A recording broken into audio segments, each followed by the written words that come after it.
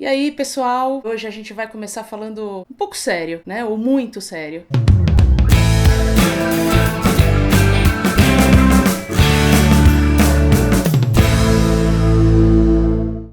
Falar um pouquinho sobre o campo da cultura, sobre isso que está acontecendo aí com o campo da cultura, sobre esses debates, sobre essas falas estranhas aí que estão circulando pela rede contra o Ministério da Cultura, contra os artistas, e vira tudo um bolo só, vira tudo uma confusão. E eu acho que a gente precisa começar a separar as coisas e pensar um pouquinho sobre o que significa cultura pra gente, o que significa cultura no nosso dia a dia, qual que é a importância da cultura. E aí a gente conseguir também, assim, a gente consegue também pensar um pouquinho nesses sujeitos, nessas pessoas que fazem da cultura, do campo da cultura, um espaço profissional, inclusive, né? A gente está vendo aí uma série de postagens, de coisas muito agressivas sobre o campo. A gente tem que pensar que esse ator que faz cultura, não ator como o cara que interpreta, mas esse cara que faz da cultura o seu campo profissional, ele é um profissional, né? Ele não é um vagabundo que está tentando utilizar aí do dinheiro, ganhar vantagens às custas do dinheiro público. A Lei Rouanet não é só essa coisa estranha que estão nos contando, como se fosse um espaço aí para a gente tirar dinheiro do Estado. A gente precisa começar a pensar um pouquinho sobre o que é esse campo, né? Então eu começaria perguntando para você, por exemplo, você já se imaginou vivendo aí teu dia a dia, acorda de manhã, vai trabalhar, passa o dia no trabalho, sai do trabalho, vai para um cinema. Você está curtindo alguma coisa que é do campo da cultura, né? Você está curtindo uma expressão cultural aí que é de grande importância e que é seu direito.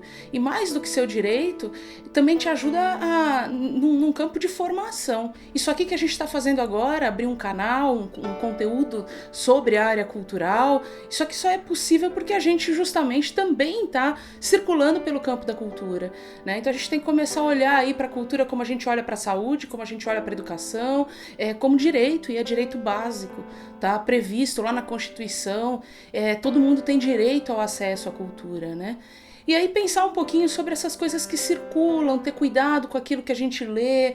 A gente lê muita coisa sobre a Lei Rouanet, a gente tem que pensar o que é essa Lei Rouanet, essa lei federal aí de incentivo à cultura. As pessoas pensam que um projeto aprovado pela Lei Rouanet ganha dinheiro do Estado, Ministério da Cultura que dá dinheiro. A gente acaba não entendendo como é que é o funcionamento disso, aí fica fácil a gente criticar. A gente tem agora uma situação política em que a gente extinguiu o Ministério da Cultura, acabou com ele, aí os artistas, a classe artística começou a se juntar, ocupou os espaços de cultura pelo país, exigiu a volta do ministério, e aí muita gente começou a combater, a dizer que esses caras tinham que estar pensando na saúde, que esses caras tinham que estar pensando na educação.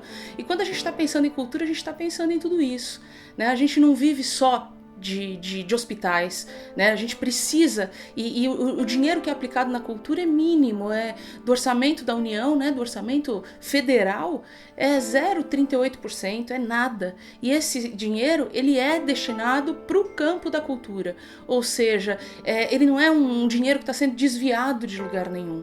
Então a gente tem que pensar algumas coisas aí acerca desse campo, desse espaço, né? Então a gente pode começar, por exemplo, pensando, você sabe de verdade o que é a Lei Rouanet? A Lei Rouanet, por exemplo, é um mecanismo de política pública de cultura, em que o cara, o produtor, o artista, o cara que quer produzir um projeto cultural, ele inscreve um projeto cultural no Ministério da Cultura. Esse projeto vai passar por uma série de análises, né? E aí como é que ele vai... Se ele está dentro de um escopo, né? Daquilo que se entende como cultura, se ele está dentro de uma realidade, o orçamento está condizente com a realidade, né, com os preços de mercado, com os custos de mercado, se é um projeto apresentado por pessoas qualificadas, tem uma série aí de exigências na avaliação do projeto, que aí então o teu projeto, estando dentro do que prevê a lei, ele vai ser aprovado pelo Ministério da Cultura. Agora, aprovar um projeto na Lei Rouanet não significa que você tem o dinheiro do Ministério para fazer o uso do projeto, né, para executar o projeto. Significa que você tem um aval Que aí então você vai pegar o seu projeto, pôr ele debaixo do braço e sair apresentando para as empresas. Ela te dá um apoio para que você procure pela iniciativa privada, que são os empresários, as empresas, através de edital ou batendo na porta aí dos departamentos de marketing, apresente seu projeto. Esse projeto ele vai ser entendido aí pela empresa como uma ação de marketing cultural, ou seja, a empresa vai estar muito interessada em como é que ela vai aparecer no projeto, para ver se ela vai destinar ou não dinheiro a esse projeto, se esse projeto tem a ver com o público-alvo da empresa, tem uma série de coisas aí, de circunstâncias para a gente entender essa relação também com a empresa. Essa área de captar patrocínio, de captar dinheiro, é dificílima. Se você pensar aí dados que são de pesquisas, que são dados inclusive disponibilizados aí pelo Ministério da Cultura, você vai ver que nem 20% dos projetos aprovados pelo Ministério da Cultura conseguem ser viabilizados. Nem 20% consegue captar recurso para que ele aconteça.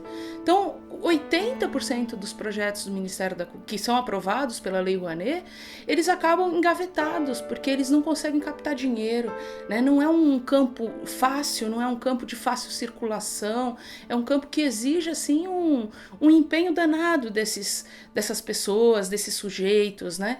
E aí você tem então o teu projeto, você conseguiu o patrocínio, você está aí nessa margem dos 20% que conseguiram, aí sim você vai executar o seu projeto. E aí você vai prestando contas de tudo aquilo que você vai gastar desse dinheiro que está sendo dado diretamente pela empresa. Onde é que entra o Estado nisso?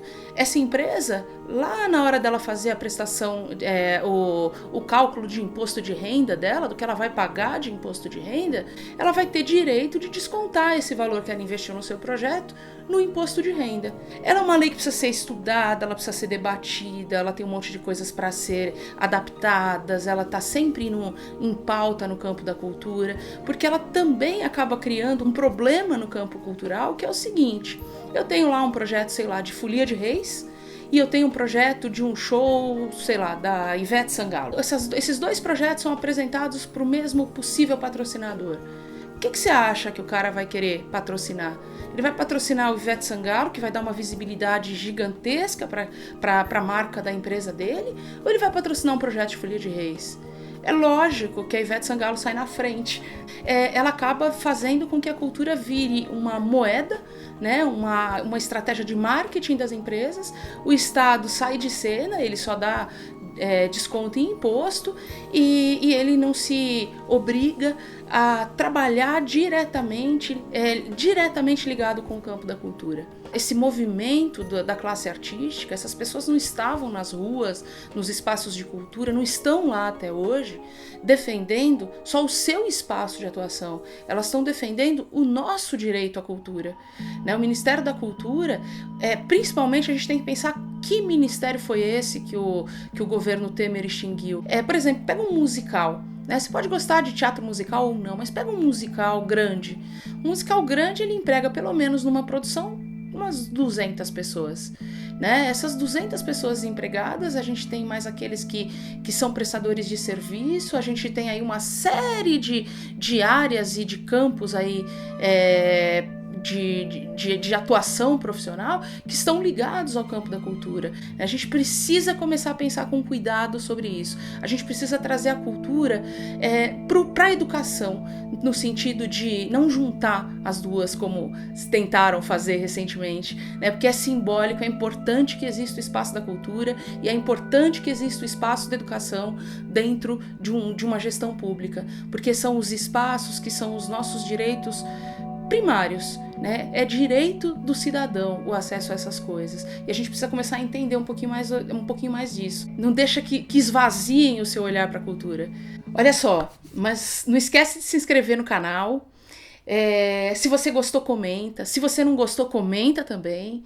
E compartilha. Quanto mais gente tiver acesso a esse tipo de discussão, mais interessante vai ser pra gente. E a gente se vê aí no próximo vídeo. Até mais.